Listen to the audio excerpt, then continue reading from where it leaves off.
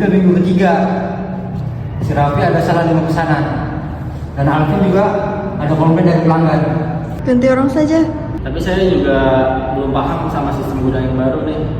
Jadi agak sulit ngejelasin ke pelanggannya. Jadi saya mengikuti prosedur, tetapi prosedurnya belum diperbarui.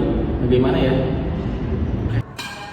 Konflik antar divisi dan kesenjangan keterampilan sering dianggap sebagai kegagalan individu.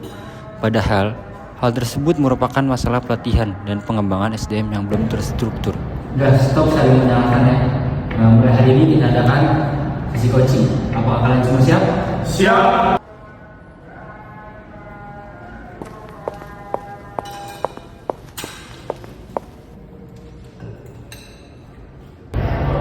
Baik, perkenalkan nama saya Anas. Kalian bisa panggil saya Coach. Di sini saya berperan sebagai fasilitator pengembangan pelatihan SDM. Sebelum mulai, saya ingin mengetahui kendala yang kalian hadapi. Randy, bisa jelaskan apa yang menjadi kesulitan Raffi? Baik, di sini kesulitannya itu ada di prioritas order yang sering terhambat karena Raffi masih belum memahami sistem ini dengan baik. Baik, Raffi, apa yang kamu butuhkan? Saya membutuhkan panduan visual. Selama ini saya hanya menerima instruksi melalui pesan di WhatsApp. Oke, Alvin, bagaimana dengan kamu? Kalau dengan saya ini, saya butuh mengetahui siapa rekan kerja atau PIC yang bisa saya hubungi selama ini, yang sering bekerja sendiri dan kurang berkoordinasi. Jadi saya melihat ada 3 masalah utama. Yang pertama, pemahaman sistem prioritas order masih perlu ditingkatkan. Yang kedua, keterampilan teknis terkait pengelolaan data gudang perlu diperkuat. Dan yang ketiga, diperlukan media instruksi kerja yang lebih sederhana dan mudah dipahami. Apakah kalian setuju? Setuju. Tapi, Ya. ini saya butuh estimasi pengiriman barang hari ini. Apakah data itu bisa diinput secara manual? Bisa Randy. Bahkan sistemnya sudah mendukung otomatisasi. Saya akan mengatur aksesnya. Wah, terima kasih Amin. Sama-sama. Ya, solusi bisa ditemukan ketika kalian saling berdiskusi dan tidak saling menyalahkan. Betul.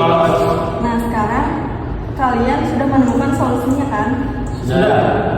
Dan besok, setiap hari Jumat kita akan mengadakan sesi coaching selama 30 menit. Di minggu pertama membahas sistem kerja. Lalu minggu kedua Randy menjadi coach pendamping. Minggu ketiganya Aji melakukan evaluasi perkembangan setiap 2 minggu. Apakah kalian siap? Siap. Interupsi. Saya juga ingin minta maaf kepada kalian semua. Ternyata masalah bukan pada orang lain, tetapi karena kurangnya wadah untuk belajar bersama atau bareng-bareng.